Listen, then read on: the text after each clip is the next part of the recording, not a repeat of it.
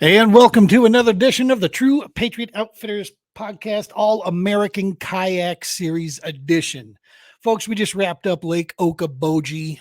What an amazing hidden fishery. I say hidden, but to the fishing community that's been around there, it's not really hidden. We know about it, but the general public doesn't realize the quality that's up there. And just an overall beautiful area of the country. This time of year, the weather was fantastic. A little bit of spring weather jumped in, but nothing crazy, nothing like what we've dealt with at the other venues. And just the people super welcoming, the towns, lots of amenities and cool things to do, good places to eat, so on and so forth.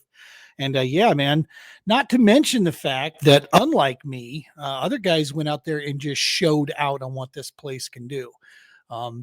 And we are very, very lucky tonight to have the first and second place anglers here. And this was, man, after day one, it was going any direction, man. These guys both put up some huge numbers. We tried to get Dustin Cooksley to join us. He's the third place, but unfortunately his work, I think, got in the way of that. So we'll try to catch up with him. Obviously, I have a feeling that's a name we'll be hearing again in some of these other events. So we'll catch up with that. Before we get going too much further, folks, tonight's episode is brought to you by, please go subscribe to my YouTube channel. That's the first one. That is a huge, big bonus for us. If you go out there and you subscribe to the YouTube channel for us, all it means is you'll just get a YouTube alert when we drop new content. And it really, really helps us working with potential sponsors and donors to help us on our mission to keep this thing rolling. We got some big stuff planned here and more subscribers. Building that channel is really, really going to help us. So please take the time. If you would, take 10 seconds, go out to YouTube, click on with True Patriot Outfitters and click subscribe. Trocar Eagle Claw Fishing Hooks bringing you this episode here. We trust in them. You have too, since we were all like itty bitty tiny first starting off in fishing. You've had Eagle Claw in your tackle box somewhere. Laser Sharp, Trocar, all under the same brand. And that's the bills there. We got that squared away. So without further ado, man, let's go ahead and bring in the two anglers that took first and second. We have our first place finisher, Mr. Jordan Westerman. Jordan, welcome to the podcast, my friend. How are you doing? Outstanding. And let's bring in the man here, Mr. Josh. Is it Swigart? Is that how we pronounce it? Swigart. Just Swigart. Gotcha. Swigart. Perfect. Yeah. Tyler will get it right one of these days. I wouldn't bet on that. You're giving him enough chances this year. I know. I haven't said nothing yet just because I'm going to see how long it takes him. But I told him at the beginning of the year he better learn it. Nice. Look at him calling shots and stuff. You know, and the name of your team, you and Marty with Jack and Swig, you'd think we'd get it right, you know? Right. Swigart. Got it. Yeah. Well, awesome. Listen, guys, you guys put on a freaking show up there and really showed what Okoboji has to offer. Jordan, you had been talking about this place, you know, since last year when you and I had a chance to first meet and chat. This was one of the places that come up.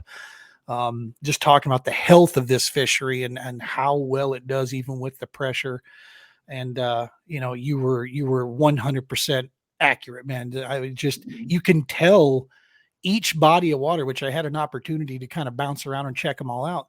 They are just good, healthy fisheries, you know, all the way around. And it's so cool that within 5 minutes, you can be on almost a completely different body of water, you know, and I mean, it's just a little, you know, shout away, and many of them are connected. So super, super cool stuff. So you, Jordan, you had been there before, right?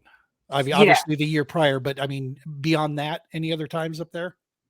Yeah, this is like, I would consider more Spirit Lake than anything. Like if I was going to say a home body of water, like that's probably one that I fish more than anywhere. Nice. It's an hour from my house. Oh, okay. My parents took us up there. Like I've been going up there on a family vacation. We did that from when I was a baby until I was like 16 or 17. Wow. So like that. And then we have a little cabin on a place like a half an hour from there. So I've spent my whole life in that area. She had a little home field advantage there. Not, I don't really think that plays a ton in fishing, in all honesty. I mean, it can help you be more efficient, but unfortunately Mother Nature has a way of just setting herself right no matter what. So yeah, when the weather plays out perfect like it did this week, it plays. okay. Because like on day 2, every single fish that I caught was off of a bed that I've had marked for multiple years. Oh wow. Good Like those stuff. fish, smallmouth will spawn on the same bed every single year or within a very short distance. And yeah, I had most of them I saw fish on. The last 19 and a half, I literally didn't mark or see a fish on that. In pre-fishing, I crew. Oh shoot! Did you lose me? No, I can hear you. Your videos. There you are. Yep. I don't know why I lost service. You're good. We got you. Or maybe he can't hear us. I'll leave and come back. Okay. So I'll ask you, Josh, had you ever been to Okoboji prior to this event here? No, never been. Wow. You know, I live in Omaha, so I'm like 3.5 hours away, 3 Right. hours and 20 minutes. Never been. Had friends that always talk about it. That's like the spot to go. And I was gonna say you live that close to a gem like that. It's yeah. life gets in the way, man. You got a beautiful young family. I mean, clearly you got your hands full. Oh yeah. With that. So yeah, they love traveling around and seeing all these different places, and you know, we're outdoors people, so we love being on the water and taking the jet ski out and tubing and fishing and you name it.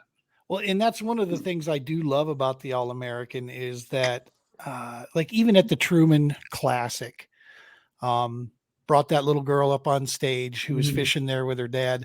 I've seen some posts on your Facebook of you taking your kids out, you know, for one of the first tournament, taking your daughter out there, one of the first tournaments. Yeah. This is so cool, man, because this is what our sport is rooted in, is family and, Yeah. you know, reasonings, things of that nature. Yeah. She said she's going to do more tournaments next year. She wants to. So that's awesome, man. We're trying to get her a little different kayak. Marty actually let us borrow a kayak for that team event we did, and that was so much fun. So very cool. He's looking forward to next year. There you are, Jordan. We got you now. Sorry, I switched. So why my service? You did what? Can you hear me? You switched something? Yep. Yeah, we got you. Sorry about that. Sweet. That's all right. So yeah, so go ahead, Jordan. And you were saying that that last 19 that you peeled off. Yeah. So that last 19, I really didn't make it even down to that area. I pulled up to an old waypoint from 2 years ago and couldn't see a bed. I scanned it with my live scope and saw kind of a rock and flipped out to it, and she ate on the first one. Nice. Yeah, and then Big Spirit can be very daunting, like many other lakes that structurally set up like that, because to look at it for a guy like me who's a structure and fisherman, that what is that sound? Anybody hearing that? I'm getting a little interference. What's that?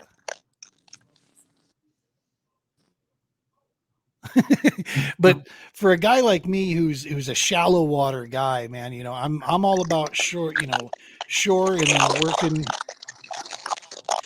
Is there somebody eating ice cubes or something? I tried to get myself to see on me. Do you have a dog or something with you that's eating a bone or something? Yeah. Because that's what it sounds like. It's like crunch, crunch, crunch. That is so wild. Poor Jordan. He normally doesn't have this trouble. No. But anyway, the Big Spirit is like that, man. It's this huge bowl. And unless you know the structure that's underneath that water, and through the weed lines and really have the time to sit down on it, it's an offshore game, flat out. And that is just not my wheelhouse, and I've thought about, I try to go out during fun fishing times and try to improve upon it, this and that. But I'm going to be honest, I might be too old for it because I just don't have fun doing offshore stuff. Oh, great. I just prefer to be in close quarters combat, pitching a jig into a pile of trees, and holding onto the tree with my kayak and horsing him out of there, or throwing a frog over an embankment into a little hidden little pond that's off the side while standing in my kayak. I would rather get into that stuff in the swamps than be out with my anchor mode set and eyeballing and looking for something sitting down in 20 foot of water. But to compete against guys like you guys, you got to do that. Unfortunately, you got to have that in your wheelhouse. There you go. Trying it again. Yeah. Now we're sounding better.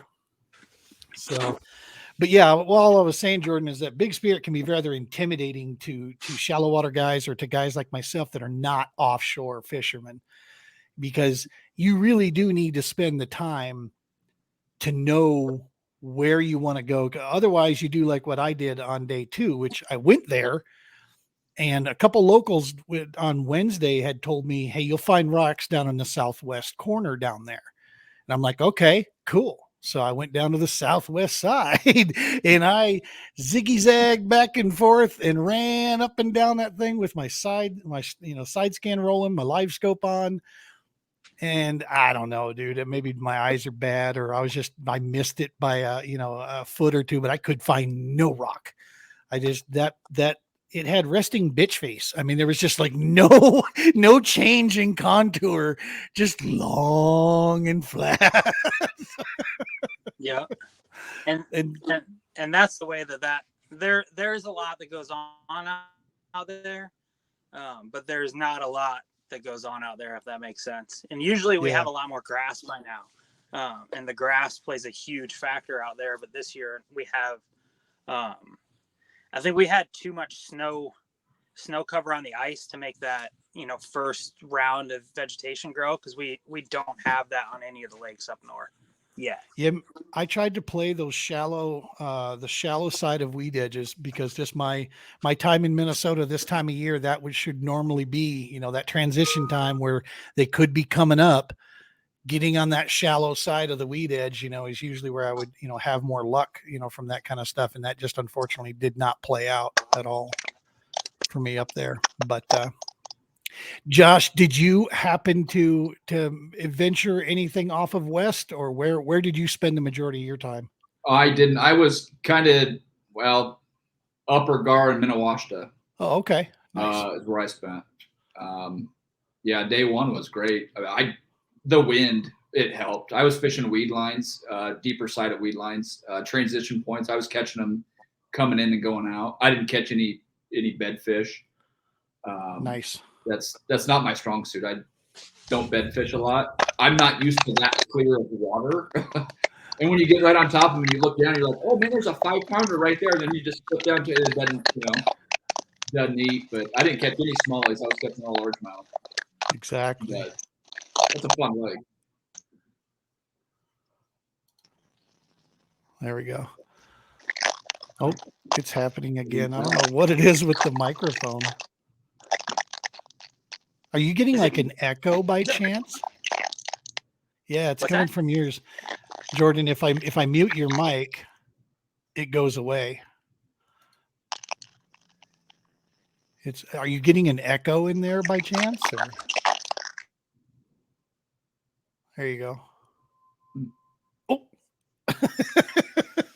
We're having all kinds of trouble. Yeah. So day 1, man, you were the leader after day 1. You put up 96.5 inches. Bro, I mean, that's a day. I mean, that's a stringer right there. Yeah. I mean, 21 being the largest, 18.5 being the smallest. I mean, dude, you were finding those. I would tell my buddies back home, I said, this place is full of 18s. I think I pre-fished for 2 days. I caught probably 20 fish over 18 inches.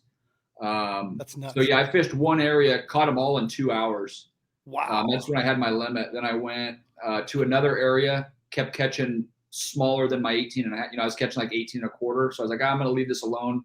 Going to need it for day 2. But I didn't think it would be a day 2 spot because of the sun and the wind and all that stuff. So I just kind of went around and was just flipping docks, talking to people, kind of just trying to find other stuff. Yeah. But it didn't quite pan out. I knew I could hit 92. That was kind of my goal. I said, looking at last year's numbers, I said, if I can average 92, I think that would be well, and I averaged 92.5. So it was right there. But you got Jordan that, catching them brown fish. Oh yeah. It's tough to compete with. Dude, and that was, I think I had mentioned this to you at the ramp on the final day of practice, that was my initial desire, was to go get on those smallies, because a lot of times the smallies won't be as fat, but this time of year, man, they are skinny and long and good to go. Yeah. There he is. Last time I tried a different spot, so he's in the bathroom now. I've got full service. Yeah. I was doing full service 4G full service on whatever, both. So I don't know why. It looks super good now. So yeah, man, that's what all I was saying, Josh, is that, I mean, what Jordan did, I wanted to do. He just has the skill sets and the knowledge to do it. Me, I'm out there with a propeller hat in my kayak, and playing or splashing around, not getting the job done. And I will tell you, on day 2, I felt pretty good, because I launched, and then when I come back and I actually fished Templar Bay there a little bit, and I saw the man's van sitting in the parking lot, and I'm like, all right, if he's here, then I got to. So I went back out in the bay again. And I was like, what am I doing? I'm just going to spend all day looking into a graph is all I'm going to be doing. I actually left my last fish to go find you. I was like, I'll go see if Gene's still here. I'll put him on some fish. Because I was catching 18 and 18 and a half. So I'm like, these do nothing for me. Yeah, I hate that for you. Yeah.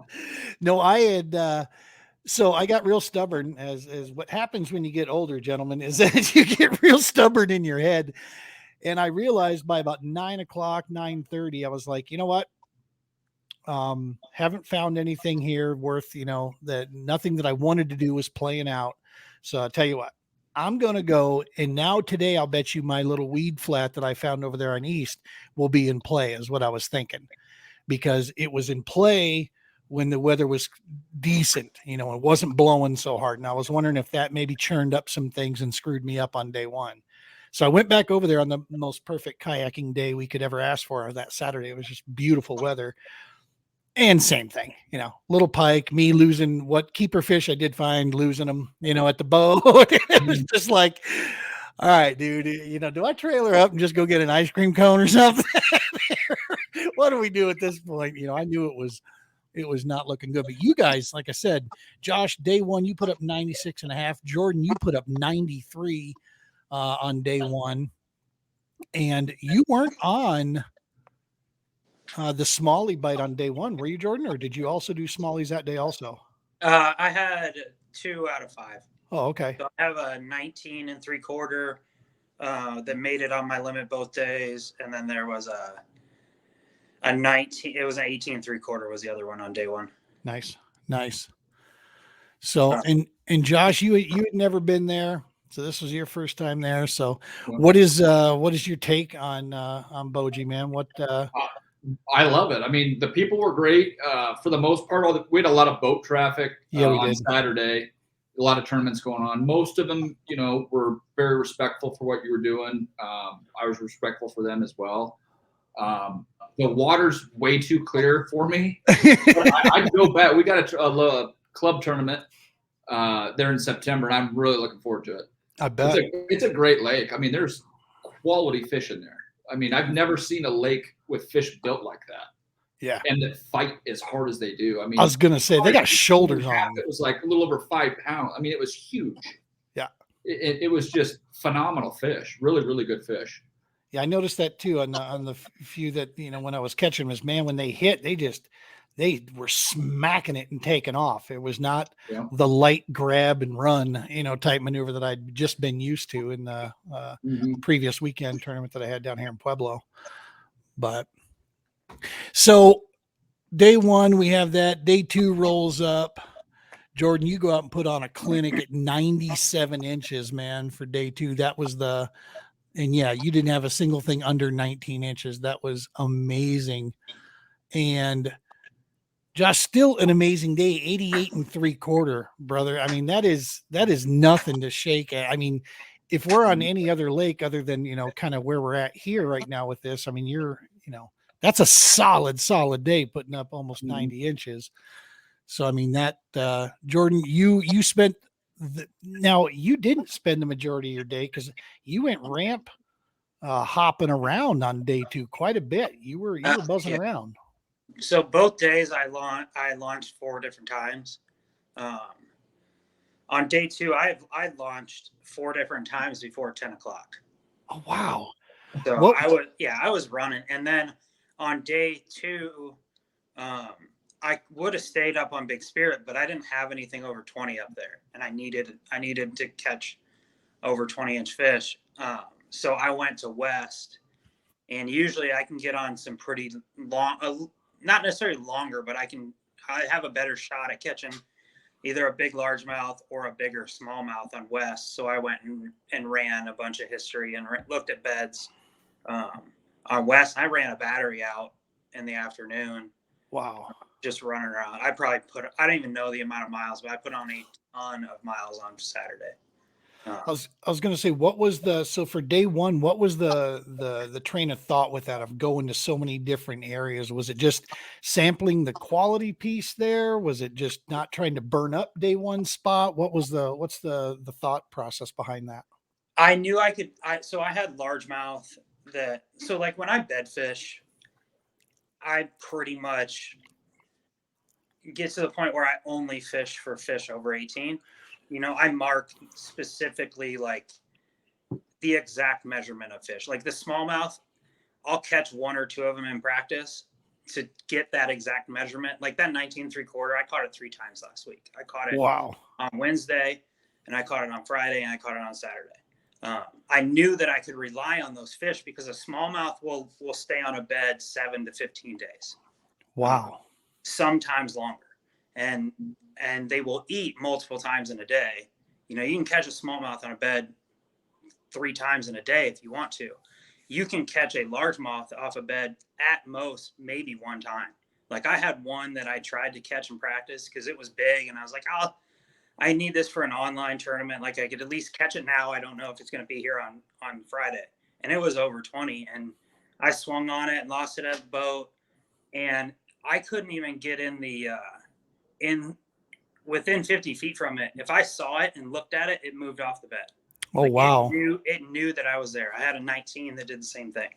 And those are the largemouth. Now like I said, the smallmouth were a little more finicky, a little easier to catch. So I could rely on them. I knew day 2, my wind was going to be perfect, that I could run all those spots. But then day 1, I knew I had to burn up all the largemouth I could find.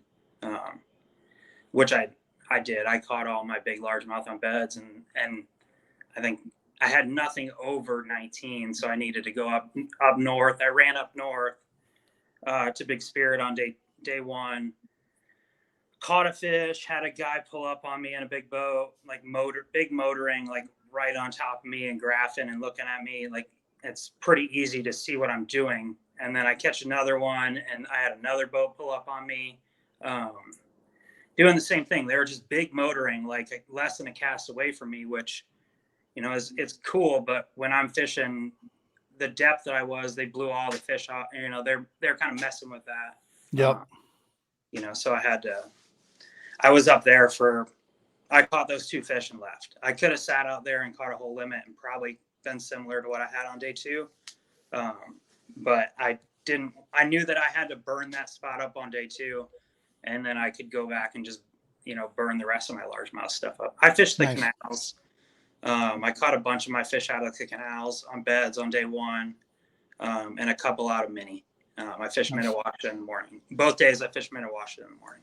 So you were motoring, man, and moving. And Josh, for your day 1, you were basically on 1-2 bodies of water, right?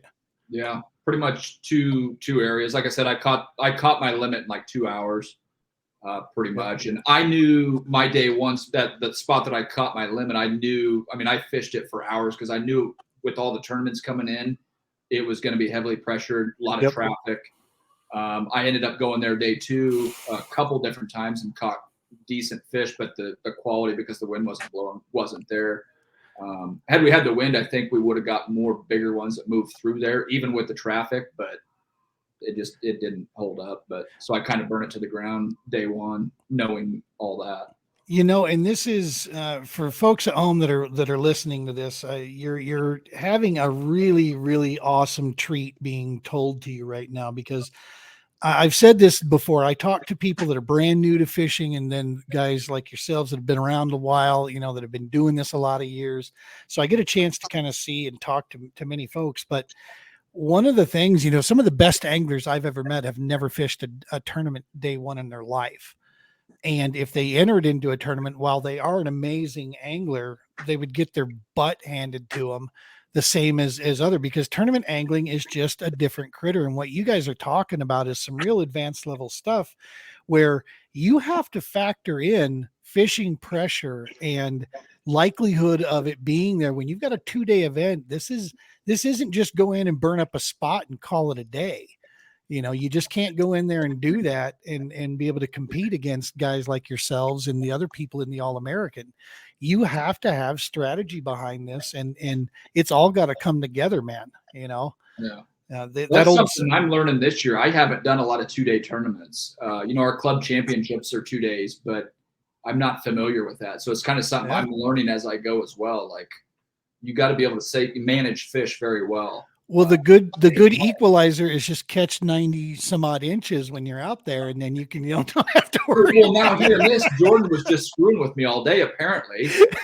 Had I known that, I wouldn't have been so excited for day 1. That's kind of just, he likes doing that. He'll go out, know. He'll put, 100 inches on the board and then go make you lunch. He's that kind of guy. That's fine. He's that kind of guy, though, So. No, seriously, this is I can't thank you guys enough for sharing this kind of info, because it's definitely advanced level stuff. When guys are out there looking at strategy and trying to figure things out when you get on this.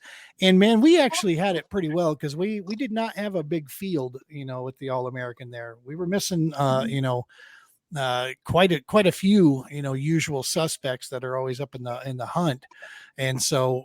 Thankfully, the equalizing factor, like you guys have both mentioned, it was that boat traffic, though. There were a couple other tournaments going on. Both ramps I was at, there were boat tournaments taken off from, on day 2. And then of course there was a lot of people coming out of the woodwork with that weather for the nice wreck traffic, getting out fishing and such. But, so one of the things that I wanted to talk to you guys about that we see, so I did. Well, wrap. So after day 1 and day 2 total, as it came in, Jordan, you put up a steaming 190.25 for the win, 93 on for day 1, 97 on day 2. Josh right behind him there, 96.5 day 1, 88 3/4 on day 2. So you put up 185 1/4. These are some phenomenal. The top 4 were all 180 inches and above, man. That's steaming. That is awesome to see. Yeah, you need to keep that place a secret. Well, and it seems like even with pressure, weekend pressure that comes in on this place, it holds up. It withstands the beating and keeps on trucking. Mind you, the stuff we do, we're very low impact on that kind of stuff. We peel them off a bed, we put them right back in the water. Chances are they're going right back to that bed, because we're not taking them for a boat ride, around the lake type thing. So that always helps. But well, Jordan, tell them what you told me at the ramp, because I said the same thing, and you said you're seeing like 8% of the actual fish that are there. And they're all quality. That's what I think that we're seeing. We visually are seeing or catching so few fish.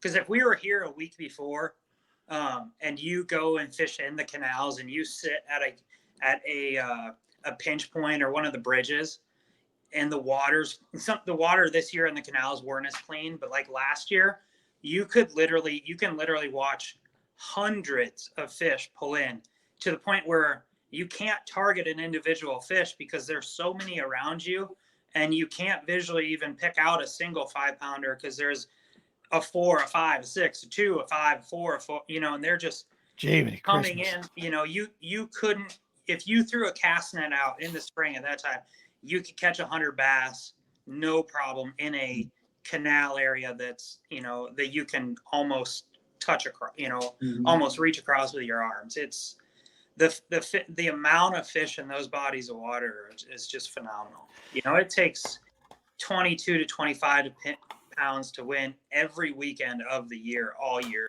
all summer long.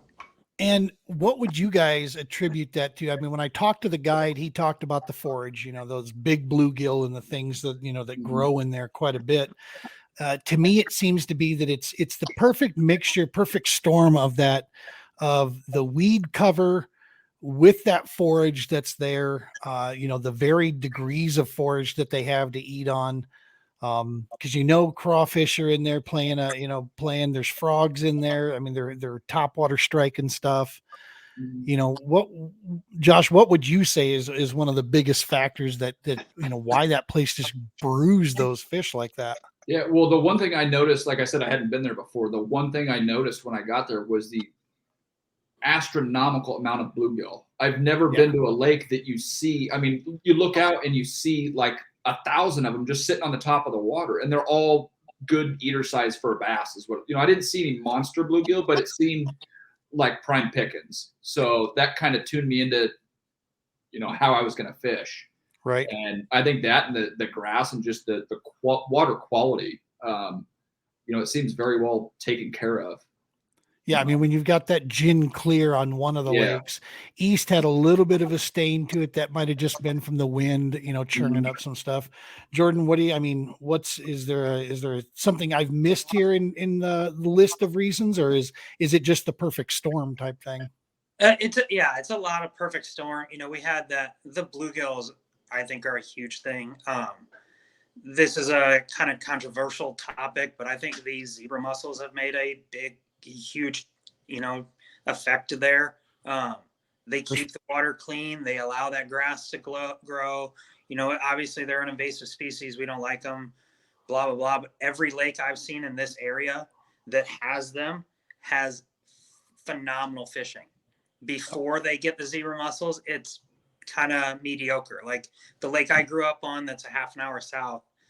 I grew up my whole life until 3 years ago. I'd never caught a bass out of there. And now I can go catch 20 pounds, like no problem. Wow. And the walleye fishing is amazing. The crappie fishing, the bluegill fishing is phenomenal. Our visibility went from 6 inches to 10 feet. And it's crazy. And it's the zebra mussels. They do that, it's a pain for some homeowners because we get that grass growth that tops out and you got to mow the grass to get into some of these lakes. But, so I was pulling a jig through some of those weeds. I was, tossing out there, pulling up some of the weeds from the bottom, down there.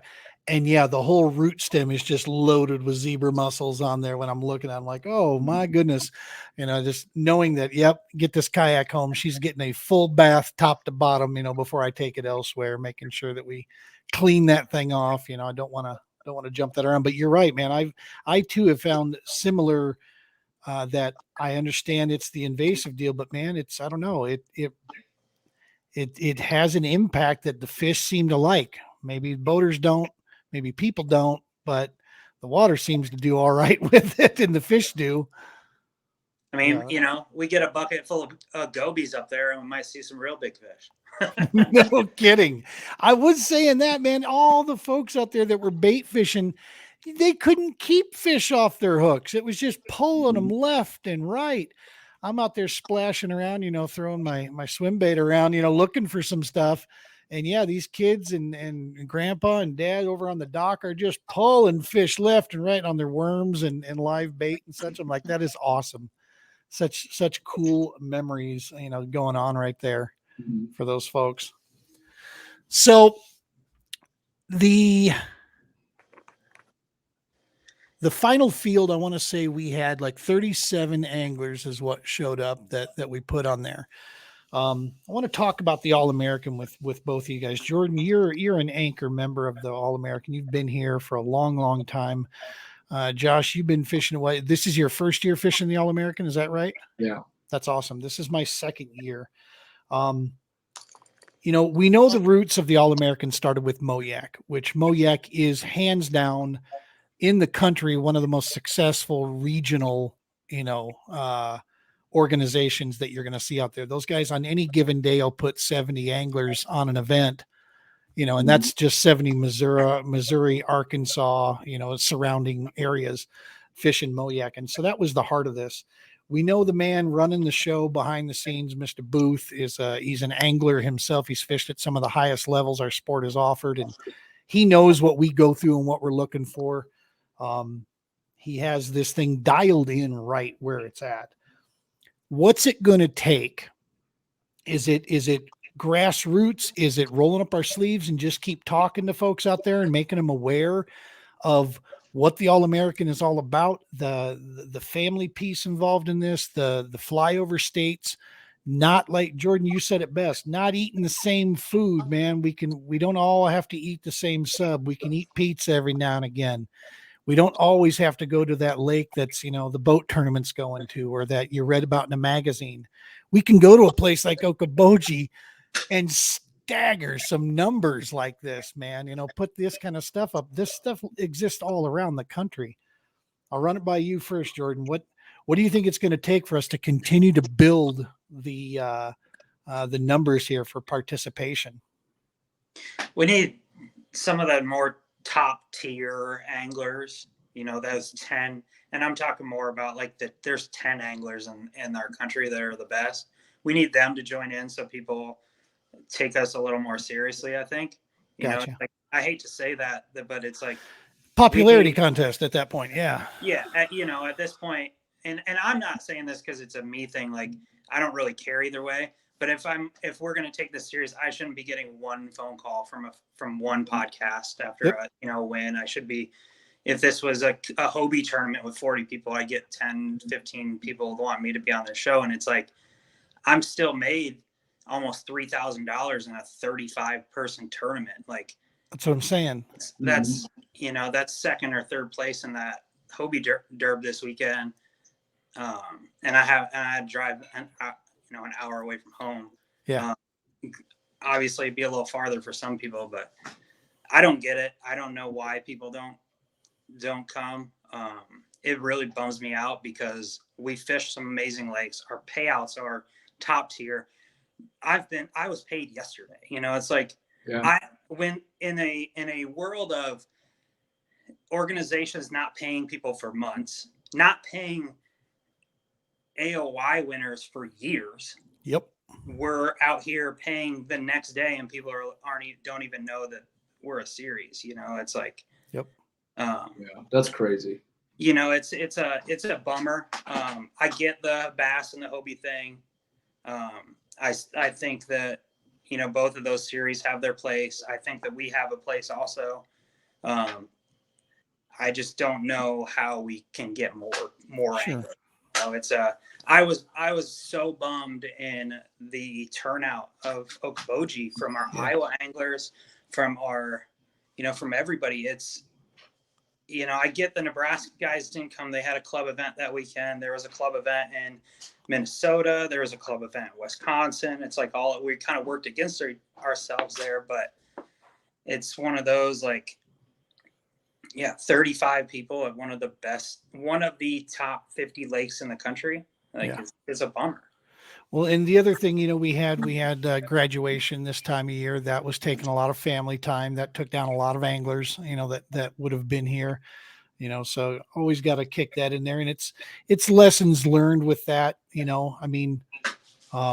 Josh, what are your thoughts on this, on what we can all do to keep on trucking, man?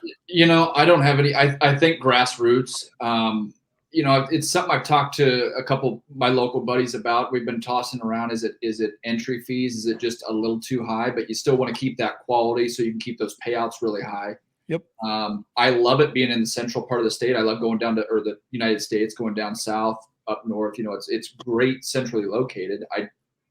I'm surprised we don't have any more Moyak guys that do it. As the numbers they get for their local, they'll get 100 guys. Yep. We should get half of that.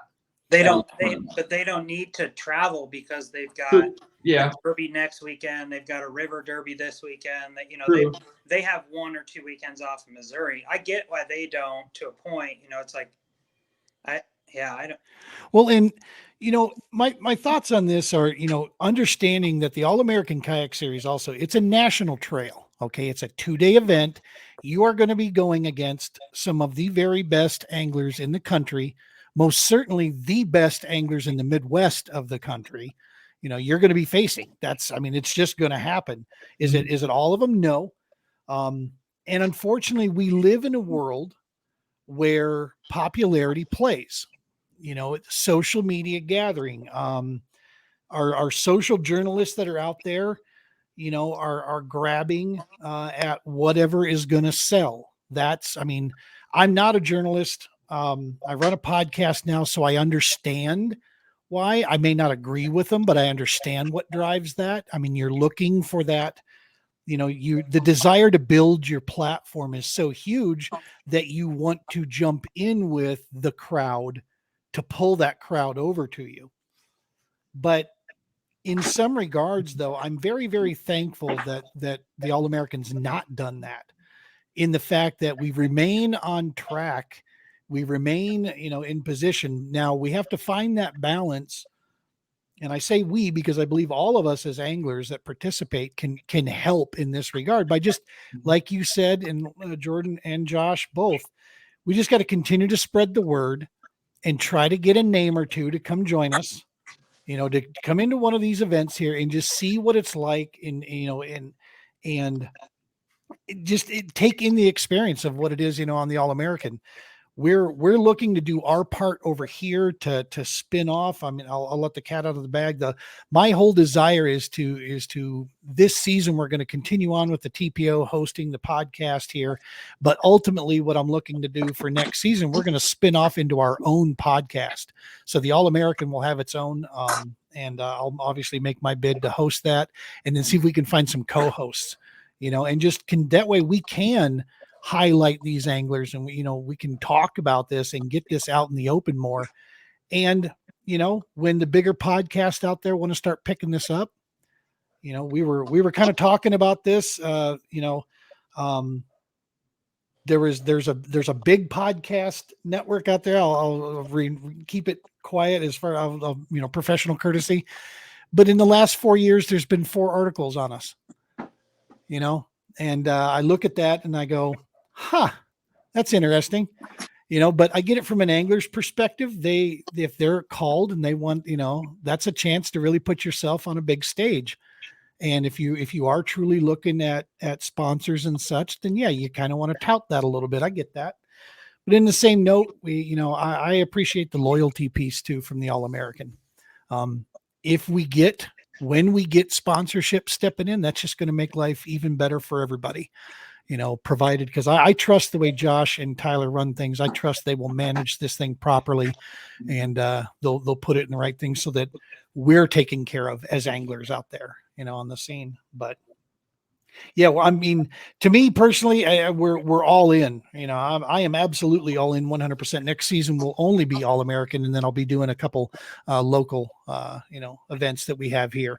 But my whole watching my budget, as opposed to traveling for bass or these other, national trails, we're going to go all in on the All-American side and just make sure we can get as many of these going as possible. So I actually reached out to Josh Boot today and just thanked him, because like Jordan said, I got my money in my PayPal account today.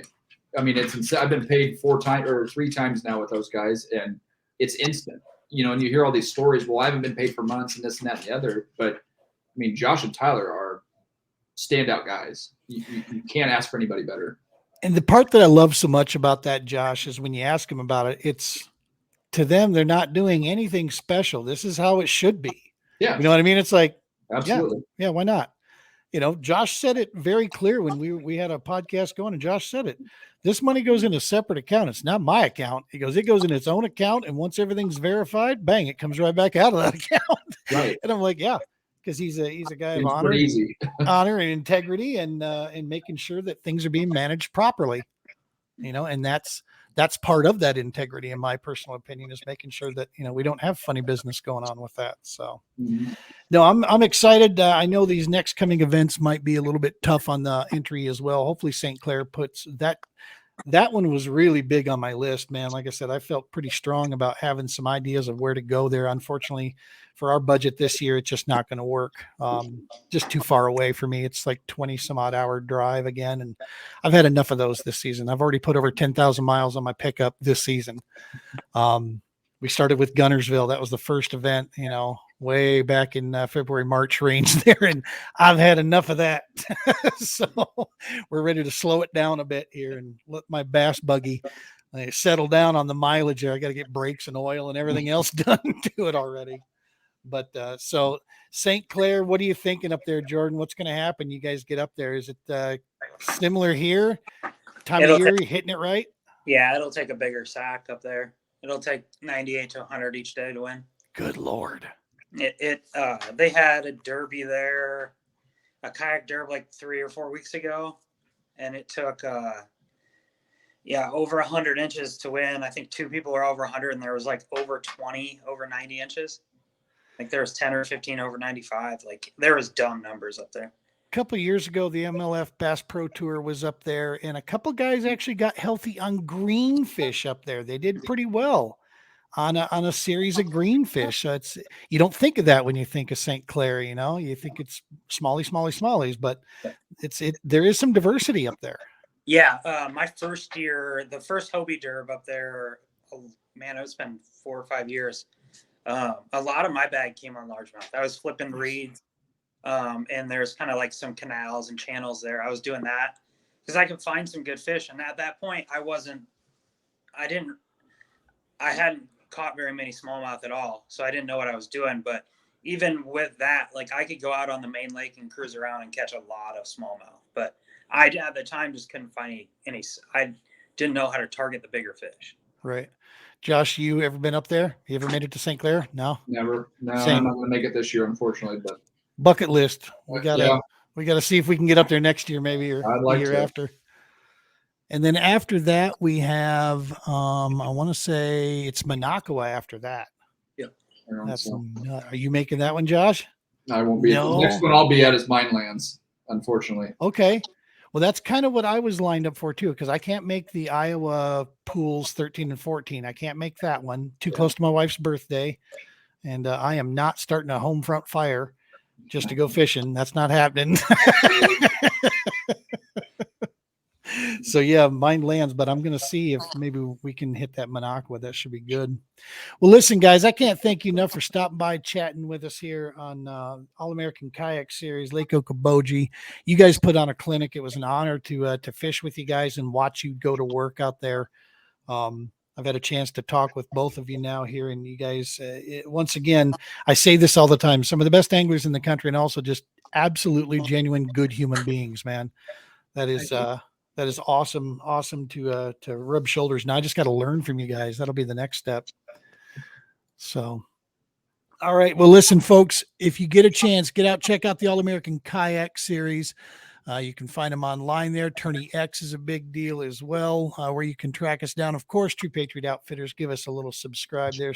Follow along with the podcast here. Like I said, we will be spinning this thing off eventually.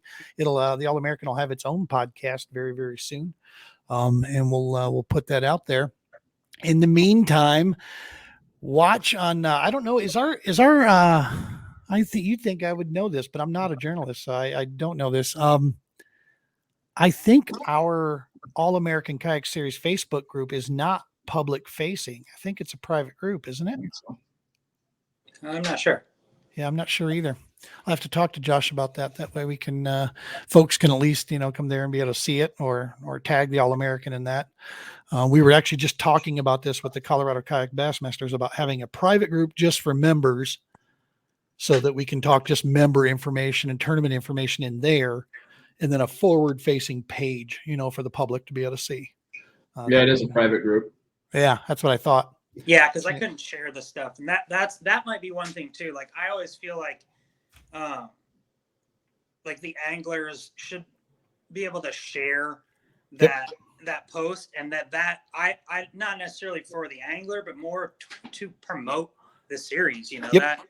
that gives everybody a reason to just click on that. Oh, if they're going to do it again, I'll follow that. And, you know, it's. I know it's been the group got smashed with spammers like crazy, and just to get some sort of sense of sanity, Josh had to lock a lot of that stuff down. But this is I was having a talk with James Strawbridge, our tournament director in Colorado, and I was gonna try to spark the same conversation with Josh. Is that a way you can get away with that? Is just give us a forward facing page, you know, with several admins to moderate and keep people from, you know, putting junk up there type thing.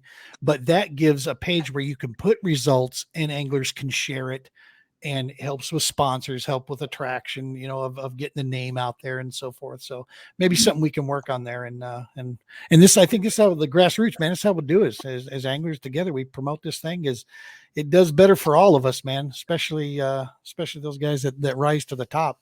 That's always more fun to have, 196 anglers what we had at Truman, and that was a freaking blast, man.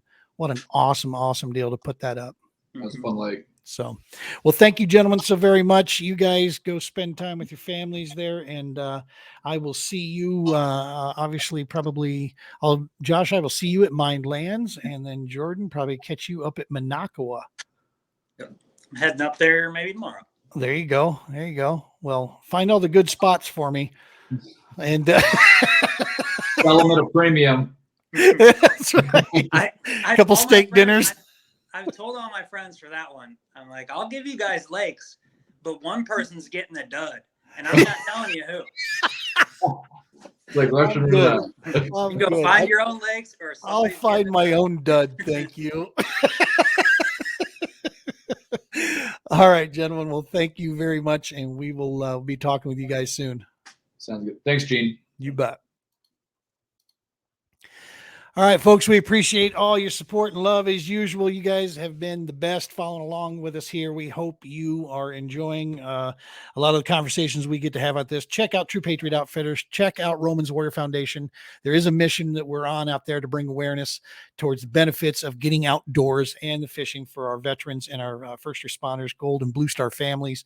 It's not by mistake that so many of them are involved in our sport for that. And that's one of the things we try to bring awareness to when we're out there. So that's what your subscribes, likes, and follows do for us out there as well. So make sure to throw those on and share it with your family out there.